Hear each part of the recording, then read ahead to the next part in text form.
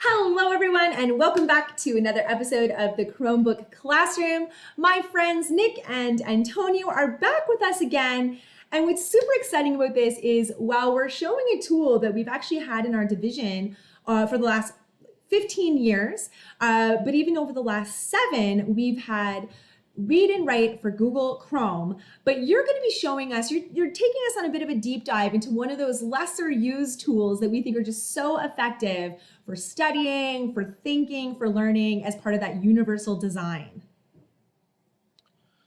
Yeah, thanks, Trish. My name's Antonio. I'm one of the inclusive programming consultants with Edmonton Catholic and Learning Services. Also joined with us is Nick. Nick, you want to introduce yourself quick? Sure. My name is Nick, and I'm also one of the inclusive programming consultants with Learning Services. Yeah, and as Trish said, we have some great resources on Read and Write. So I'm showing you guys right now our SharePoint site, which I think will be linked in this video. I personally love to teach these tools in all of my classes to all of the students as a universal tool. The reason is you're going to have some targeted students in your class that need some of these tools, like speech to text, text to speech, etc. But all students can benefit from these. So, I mean, if you think about yourself and on your busy drives home, how many times are you listening to something on a podcast that you might just be playing through your car? So, right, so that's an adult thing that we all do, and students who are far more advanced in technology uses than we are definitely would find a lot of these super useful, and they work well together. Okay, so we are focusing on one tool, the highlight tool today, which is down here. So the collect highlights tool is what we'll be focusing on today. But like I said, a lot of these tools work great together. So teaching the whole gambit of possible tools is excellent. So I would keep that in mind as you watch this video. So to make it simple, what I'm going to do is I'm going to pretend, which I am definitely not, a elementary science teacher. Um, Excellent. it, it, in fact, embarrassingly, as I went through this quick demo, I didn't know a lot of these terms, which Nick laughed at because Nick was very familiar as he is elementary mind. So just kind of show you, I have zero expertise in this area, just so we know. So the highlight features. Everybody who is logged into an ECSD account will have this little purple icon that appears in their toolbar. So I'm going to click on that little puzzle piece, and that's our read and write toolbar. So the feature that we're going to be looking at today is these 4 beautiful colored highlights and the collect highlight button, which is the guy I'm highlighting over here.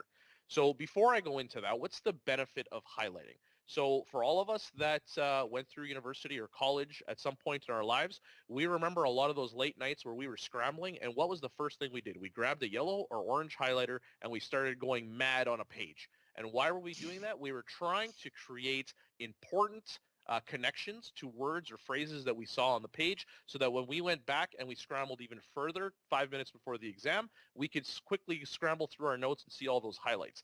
So the same kind of idea would be beneficial to all of our students, except that we want to teach them with a kind of an intentional and a purposeful reason to use these highlights. So it has to be taught. It's a skill that has to be developed. It can't just be something that's thrown out there for, let's say, one assignment without any kind of preface or background work. So I have to make that very, very clear because it could be a very daunting tool to use if there's no intentionality behind it. Okay, so sorry, go ahead, Trish. Oh, I was just gonna say that's the part that I love. Just because it's digital doesn't mean kids know how to use it. And I think how many of our students, when they highlight, like it's the entire page because I think what's all important. But we can actually, there's a purpose of having different colors because we can help with things like dual coding, is making certain things certain colors for reasons, right? Yeah, perfect. And that's exactly the point. So me as a science teacher in elementary, ha ha ha, very funny. Me as a science teacher in elementary, I've just taught some important vocab words. So right now I'm going to be talking about. I'm going to try and distinguish or differentiate between a grade level learner, a student who might be an ELL learner who's in my class, a student who might be a modified learner who's in my class, and a student who might be a K&E profile student in junior high who we're trying to collect data on for our peers at the junior high level. So I'm teaching a lesson on sky science, and particularly we're going through constellations. Apparently this is in the curriculum for science. That's what Nick tells me. So here we go. I just taught my It's a small vocabulary. aspect, it's tiny.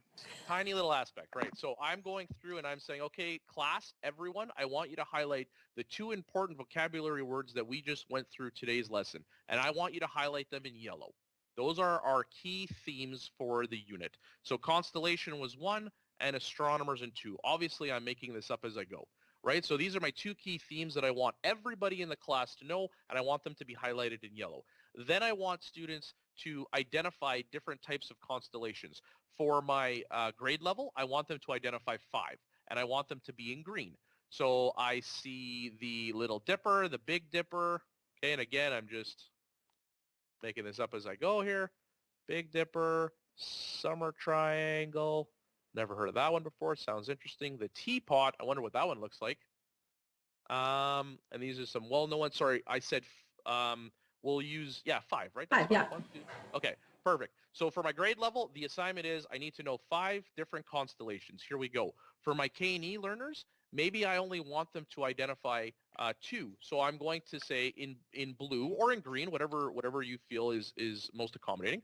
But I'll say blue just for the purposes of this. I want them to identify 2. So the Big Dipper is a very common one. So they're going to highlight the Big Dipper for me, and they're going to highlight the Little Dipper. Okay, so right now I've hit grade level, K&E profile, and maybe for my modified learner in the class, I only want them to stick with the themes, and I want them to tell me what an astronomer is, okay, or identify an astronomer. Nick?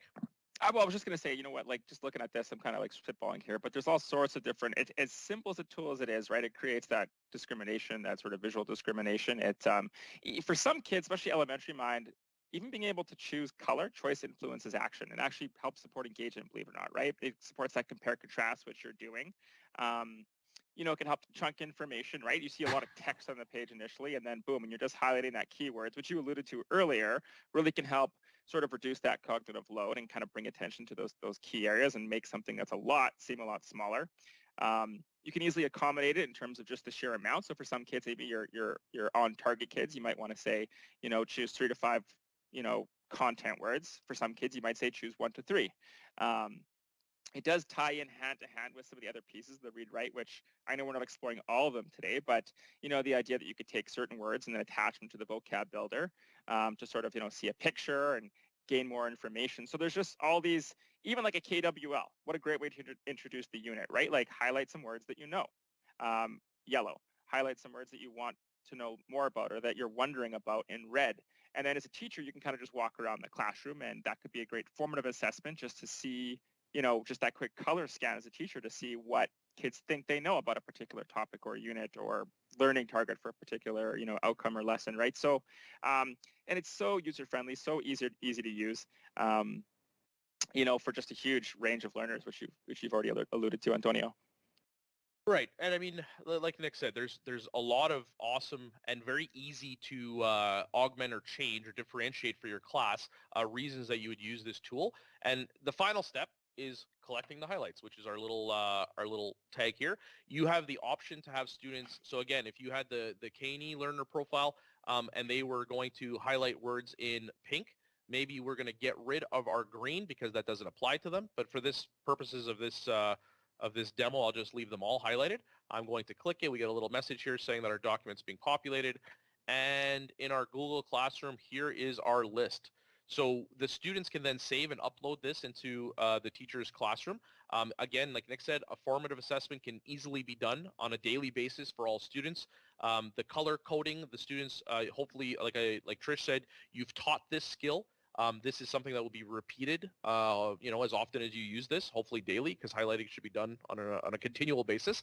And from an executive functioning standpoint, you have students who are going to naturally be able to organize their content, no problem. And then you're going to have students who in their IPP, that is one of their goals, is to help build that executive functioning organizational component. Maybe this is a tool or strategy that you use with them on a continual basis. Okay, so that's I an love this. example. I love this. So I love that this opens Yeah. up a brand new Google Doc. It's already saved for the student in their Google Drive. They can, of course, go ahead and change that title. It does give attribution as well to the site of which they got the highlights from. And I mean, there's a couple of things here. Number one, there is brain science between dual coding, making something a certain color as you're reading it. I'm going to remember things that I highlighted in green when it comes to being able to answer a question on perhaps some type of an assessment or things like that. But the other piece is I'm going to say I did my master's degree about 4 years ago, and I was using this tool to be able to go through my readings and collect highlights. It is a massive educational technology tool, not just assistive technology. I think that makes it so universal. But you have another reading sample you want to show us, Antonio, just to kind of show how powerful this is. Yeah, I have a couple. So I mean, United Nations, very difficult website to use as a high school teacher for current events and for teaching essay and different units. I would go to this site a lot. From a student's perspective, there are a lot of very difficult terms, terminology, and reads on this site. So when I like to focus, and again, I haven't gone through this today. I'm just clicking on it for the first time. Global Conference to Curb Corruption. Let's say that was my article that I was reading. So I'm going to pop this guy open for us. I hope. Right, here's my page that just came up. Okay, so what are important things? Let's say I wanted to, and I'm going to reopen my my read and write toolbar. So let's say I want to go through different countries. I see a bunch of countries, and they're going to be yellow. Okay, so again, I'm not going to highlight them all for you. I'll just do two for an example. And then I want to do what is the key theme of the current event article. They're talking about COVID-19. I even feel bad highlighting this because we've been talking about it so much. So again, as an example for current events, most times when you're teaching current events, you have your set questions that students are working on every day. This becomes a daily in-class project. But instead of a student having to sit there pen and paper and write all this down, they've popped open the article that you've assigned. They're looking for the key terms that you have requested, and then they go and collect highlights again. Same process. Opens up a new little doc that's saved in their Google Drive. They changed the article to, what's the date today? December 13th, current events, right? They could change the date for themselves, and then you have their current events in one shot, right? And they would obviously add whatever goes with their question. And the last one I'll show you is just because I'm trying to do different subject areas is understanding parts of speech. Okay, so there's 8 parts of speech. For my grade level, I want them to highlight all the different parts of speech in yellow. So they go through the page, they highlight all the different parts of speech in yellow. For my K&E profile students, maybe I only want them to do 3 because we want to chunk and lessen the amount of material they're doing. So they're going to find the first 3 on the page. So they do nouns, adjectives, adverbs. Obviously, right now I'm doing this universally for the purposes of the demo. But if this was a particular student, as you provide them with their differentiated assignment, this is an easy way that you can do that. So actually, it's a good point here because a lot of teachers often say, oh, it's really hard to create 3 or 4 or 5 different lessons for the different types of learners in my class. Well, right now, my lesson is understanding the parts of speech, right? So I'm going to give my lesson to the whole group. When I give the assessment piece, whether it's formative or summative, the assessment piece can be augmented very, very, very easily with a couple little swaps of how we're doing this highlighting, right? So yeah, that's just, yeah. I was just going to jump into because like something that just sort of in listening and kind of watching you highlight, it helped me visually as a learner because like sometimes teachers were talkers, we can get carried away and just start talking because we're verbal, right? And that's one way of instruction. But if we even as talkers are showing a particular article and we're highlighting as we speak, we're kids are seeing things in multiple ways. They're hearing us, but they're also seeing it, and we're also modeling how we think, right? So we're Right. modeling a skill that we know is important for them to be able to do to differentiate and distinguish that important information, and even just distinguish those pieces of information. So like even just hearing you talk, but then also seeing you highlight things as you talked, helped me sort of retain what you were trying to demonstrate and show. So just like something random just came to mind that I feel like that in and of itself, if you happen to be exploring a current event, even if the kids aren't going to turn around and do the same thing, like you just modeling that is going to support their understanding.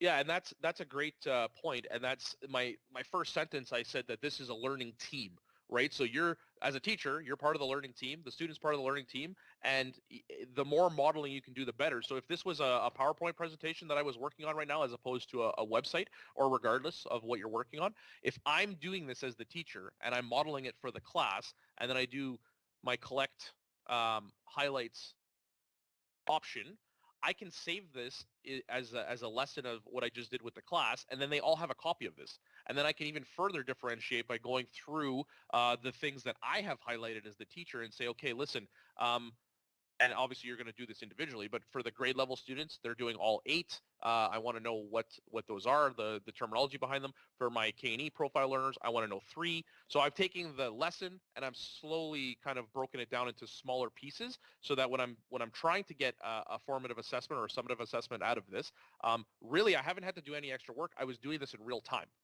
Right, so I haven't gone home and spent 3 hours at home creating all these different assignments. I've done this in real time based off of an assignment or a PowerPoint or a lesson that I already had pre-built. So I think that's a great usage for a lot of these read and write tools, but specifically for the highlight feature. Oh, this is so great. And I love that this is available for any student.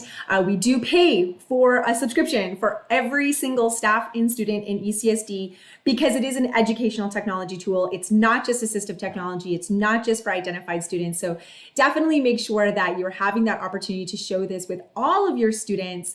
And also, I know that in our demonstration, we've been highlighting a lot of individual words. This works for phrases. This works for paragraphs, sentences, like anything that you're highlighting, you can collect. And I love just all the different types of subject areas. I know my mind is buzzing. I'm like, oh, actually, I could get them to go highlight all of the nouns in that thing as pink. So instead of just the words, the terms themselves, now let's put in an action. And so I'm definitely loving seeing all of this, come to life. And hopefully this is a tool. If you need, we do have linked below this video our full support site for all things read and write, where we have complete tutorial videos teaching you every single tool, and as well just making sure you are logged in with your division credentials, and you will have access to the read and write extension that works over top of absolutely anything on the web, Microsoft or Google. So thank you so much, Antonio and Nick, for coming back again to showing us just another way that we can make learning more accessible for all of our students. No Thanks, problem. everybody. Thanks for We'll see you having next us. time. Thanks.